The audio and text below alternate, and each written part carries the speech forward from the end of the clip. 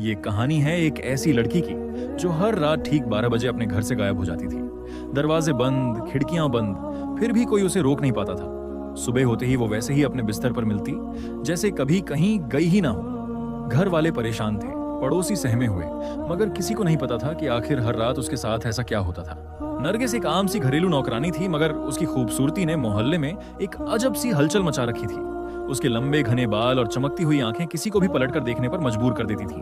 उसकी मासूम मुस्कान में एक अजीब सा जादू था, जो मोहल्ले के मर्दों को बेचैन कर देता और औरतों को जलन में डाल देता। मोहल्ले में हर किसी की जुबान पर एक ही सवाल था कि यह लड़की रात को कहां गायब हो जाती है। दिन भर घरों में काम करने वाली नरगिस, जो शाम को थकी हारी घर वापस लौटती थी, रात होते ही नजरों से ओझल हो जाती। किसी ने उसे बाजार में नहीं देखा, न किसी रिश्तेदार के घर जाते हुए, मगर हर रात वह कहीं न कहीं जाती जरूर थी।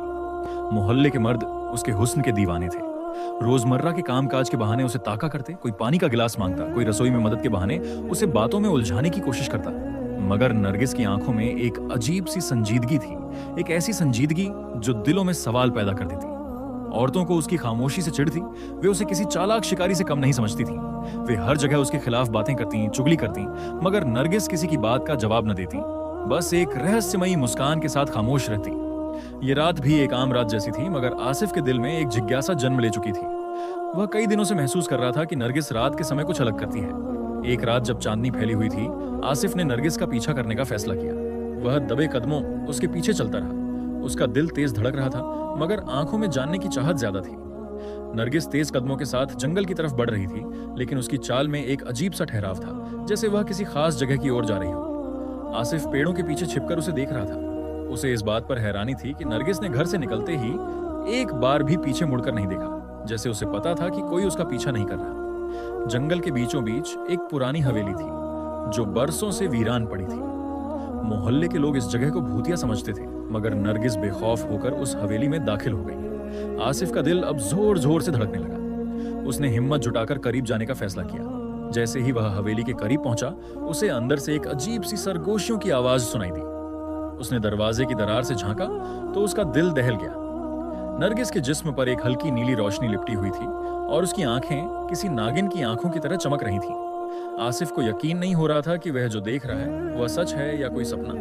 नरगिस का शरीर धीरे धीरे एक नागिन का रूप ले रहा था। उसकी चमड़ी चमक रही थी और उसका जिस्म लहरों की तरह बल खा रहा था। आसिफ ने घबराकर पीछे हटने की कोशिश की, मगर उसके कदम जमीन में जमे रह गए। नरगिस ने एक झटके से उसकी तरफ देखा और उसकी आंखों में एक अजीब सी चमक थी, जिसमें मोहब्बत भी थी और नफरत भी।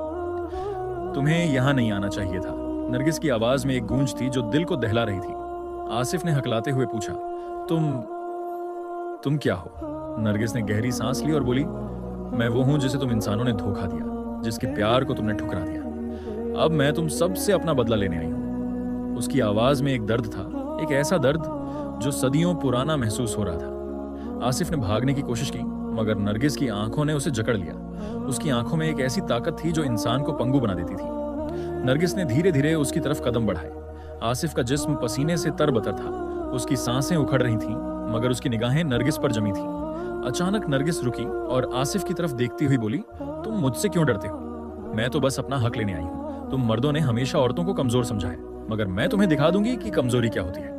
आसिफ ने आंखें बंद कर लीं, मगर नरगिस ने उसे कुछ नहीं कहा। वह एक लम्हे के लिए उसके करीब रुकी, फिर वापस हवेली के अंदर चली गई। आसिफ ने घबराकर वहां से भागने की कोशिश की, मगर उसके कदम भारी हो चुके थे। उसकी सांसें बेतरतीब थीं, दिल खौफ से कांप रहा था। जैसे ही वह हवेली से दूर हुआ, उसने पीछे मुड़कर देखा। नरगिस की नीली आंखें अंधेरे में अब भी चमक रही थीं, जैसे वे कह रही हों, ये तो अभी शुरुआत है। नरगिस की रहस्यमयी कहानी में नया मोड़ उस समय आया जब मोहल्ले का एक व्यक्ति, जिसे नरगिस की खूबसूरती का जुनून था, एक सुबह रहस्यमयी हालात में मृत पाया गया। उसकी लाश गली के एक कोने में मिली, जहां खामोशी एक अजीब सी वहशत में बदल रही थी।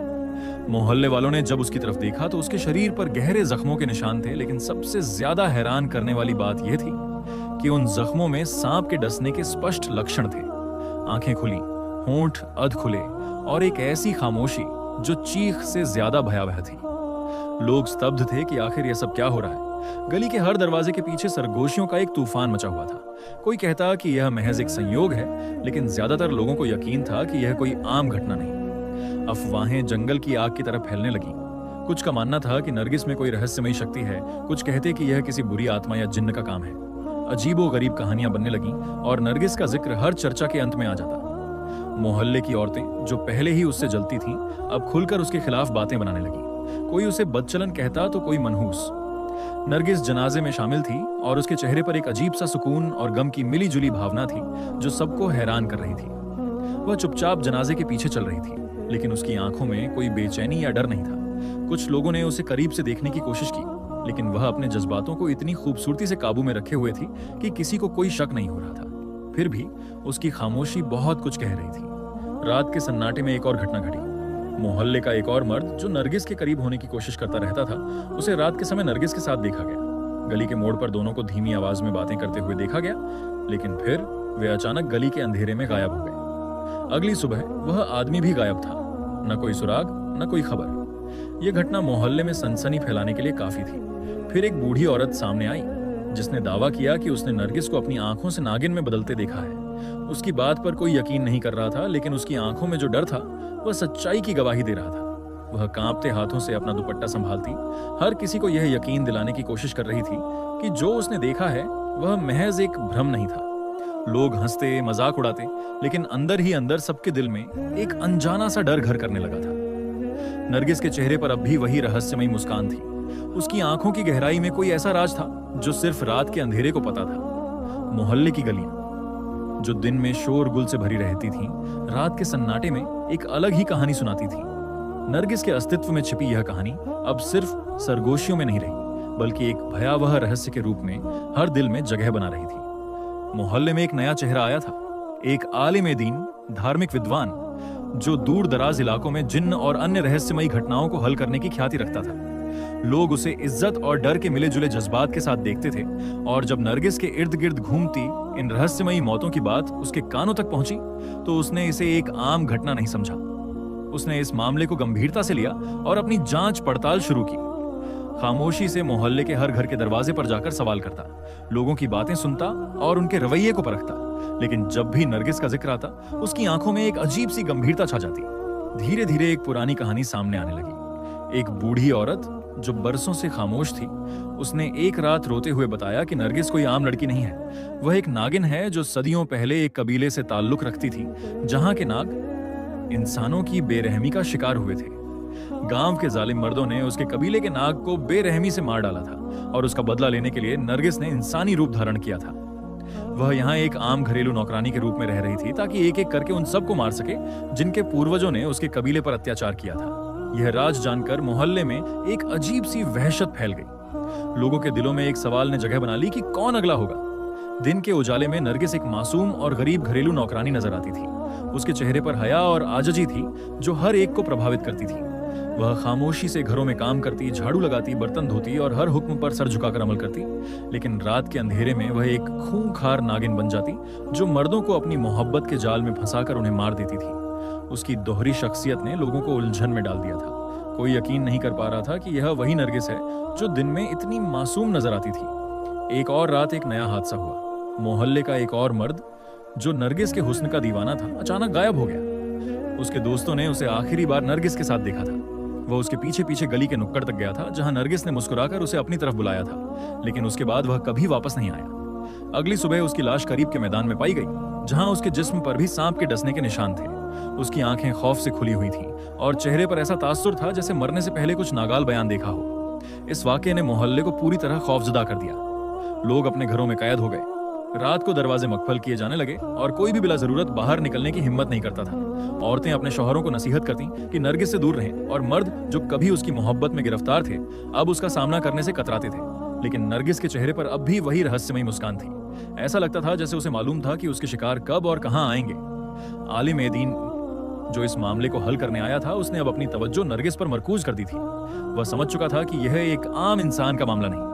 उसने कुरान की तिलावत शुरू की, दुआएं पढ़ी और मोहल्ले वालों को सब्र व हौसले की तलकीन की। लेकिन नरगिस की आंखों में एक ऐसी चमक थी जो उसके अल्फाज को बेअसर बना रही थी। वह जब भी नरगिस को देखता, उसे महसूस होता जैसे वह किसी और दुनिया की मखलूक के सामने खड़ा है। एक ऐसी मखलूक जो सदियों का गुस्सा अपने अंदर समेटे हुए थी, और अब उसके रास्ते में कोई भी आए उसे खत्म कर देने पर तुली हुई थी। मोहल्ले के लोग बेबस थे। वे जानते थे कि कुछ बड़ा होने वाला है, लेकिन कोई नहीं जानता था कि वह क्या होगा। नरगिस की दोहरी जिंदगी दिन में मासूम और रात में खूंखार, अब एक खुली किताब बन चुकी थी। लेकिन इस किताब का आखिरी सफा अभी बाकी था। आलिम दीन की मुदाखलत ने मोहल्ले में एक नई हलचल मचा दी। मस्जिद के मिंबर से दी जाने वाली तंबीह ने कई दिलों को झिझोड़ दिया, लेकिन इंसानी फितरत हमेशा से तजस्सुस और हवस की असीर रही है। चंद लोग इस नसीहत को संजीदगी से लेते नजर आए, मगर ज्यादातर के चेहरों पर बेयकीनी की झलक वाज़ेह थी। कुछ का मानना था कि नरगिस महज एक आम लड़की है जिसे गलत समझा जा रहा है, जबकि बाज के दिलों में उसके लिए खौफ की बजाय मजीद तजस्सुस बढ़ता जा रहा था। नौजवान फहद, जो नरगिस से सच्ची मोहब्बत करता था, उन चंद लोगों में से था जो उसकी हकीकत जानने के बावजूद उसके करीब रहना चाहते थे। उसकी आंखों में नरगिस के लिए एक ऐसा जज्बा था जो दूसरों से बिल्कुल मुख्तलिफ था। वह नरगिस को एक नागिन के तौर पर नहीं, बल्कि एक दुखी रूह के तौर पर देखता था, जो दुनिया के जुल्म व सितम सहते सहते पत्थर दिल बन चुकी थी। नरगिस को समझने का यह झाविया फहद को दूसरों से अलग करता था, और शायद यही चीज नरगिस के दिल में भी एक हलचल मचा रही थी। लेकिन मोहब्बत और फितरत का यह तसादुम आसान नहीं था। नरगिस के दिल में एहसासात तो जाग रहे थे, मगर उसके अंदर की नागिन सदियों की नफरत का बोझ लिए घूम रही थी। वह अपने इंतकामी आग को भुलाने के लिए तैयार नहीं थी।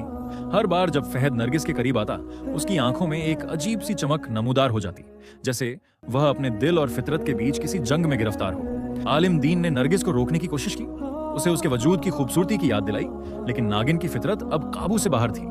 वह हर उस इंसान को खत्म करना चाहती थी जो उसके माजी के जख्मों का जिम्मेदार था। फहद ने अपनी मोहब्बत का वास्ता दिया, मगर नरगिस की आंखें अब किसी मोहब्बत को तस्लीम करने के लिए तैयार नहीं थी। एक लम्हा आया जब फहद ने अपना हाथ आगे बढ़ाया और नरगिस की आंखों में एक बार फिर हिचकिचाहट ने जन्म लिया। लेकिन यह हिचकिचाहट ज्यादा देर कायम न रह सकी। नागिन की फितरत ने मोहब्बत को एक बार फिर शिकस्त दे दी। उसके वजूद में सदियों की नफरत का जहर भर चुका था, जो एक लम्हे में खत्म नहीं हो सकता था। लेकिन फहद की मौत के बाद नरगिस के आंसुओं की बारिश हुई, जो शायद इस बात का ऐलान था कि मोहब्बत कभी मरती नहीं। शायद नरगिस के दिल की गहराइयों में कोई ऐसा दर्द था जो अब तक उसे जीने नहीं दे रहा था, और यही दर्द उसे बार बार इंतकाम लेने पर मजबूर करता था। नरगिस के दिल में एक तूफान बपा था। एक तरफ इंतकाम की सदियों पुरानी आग थी, जो उसकी रगों में सरसराती हुई खून को उबलने पर मजबूर कर रही थी, और दूसरी तरफ मोहब्बत की वह नरम गर्मी जो एक इंसान की कुर्बानी ने उसके दिल में रोशन कर दी थी। वह जो कभी सिर्फ एक अफरीद समझी जाती थी, आज पहली बार खुद को एक बदनसीब महसूस कर रही थी। उसकी आंखों में आंसू थे, लेकिन इन आंसुओं में गम से ज्यादा नदामत का अंसर था। वह मंदिर की उन शिकस्ता दीवारों के बीच खड़ी थी जहां उसका दिल पहली बार हार गया था। नौजवान की सांसें अभी थम चुकी थीं, लेकिन उसके चेहरे पर एक सुकून था, जैसे वह मरकर भी जीत गया हो। नरगिस ने उसके चेहरे को अपने हाथों में थाम कर देखा तो उसकी आंखों में जो अक्स उभरा, वह एक ऐसे शख्स का था जिसने नरगिस को एक इंसान समझा, एक दिल वाला वजूद जो मोहब्बत करना जानता था। यह लम्हा नरगिस के वजूद को झंझोड़ कर रख गया।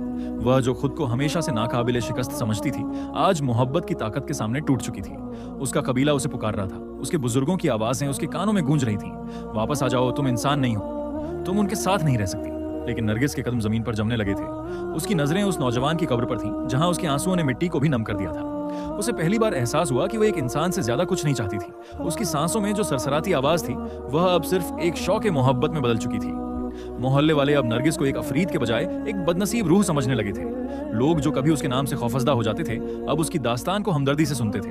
औरतें जो कभी उसके खिलाफ बातें करती थीं, अब उसकी कहानी सुनकर आंसू बहाती थीं। एक कुर्बानी ने नरगिस को एक नई पहचान दी थी। नरगिस ने मंदिर की दीवारों को आखिरी बार देखा और गहरी सांस के साथ आसमान की तरफ देखा। तारे आज कुछ ज्यादा चमकदार लग रहे थे, जैसे आसमान भी उसकी कहानी को सुन रहा हो। वह धीरे धीरे अंधेरे में गायब हो रही थी, लेकिन उसका दिल रोशनी से भरा हुआ था। सुबह जब मोहल्ले वाले नौजवान की कब्र पर गए तो वहां आंसुओं के ताजा निशान मौजूद थे। यह इस बात का सबूत था कि नरगिस अब भी जिंदा थी, लेकिन अब वह इंतकाम की नहीं, मोहब्बत की अलामत थी। उसके आंसू इस बात की गवाही दे रहे थे कि मोहब्बत ने बिलाखिर इंतकाम पर फतह हासिल कर ली थी।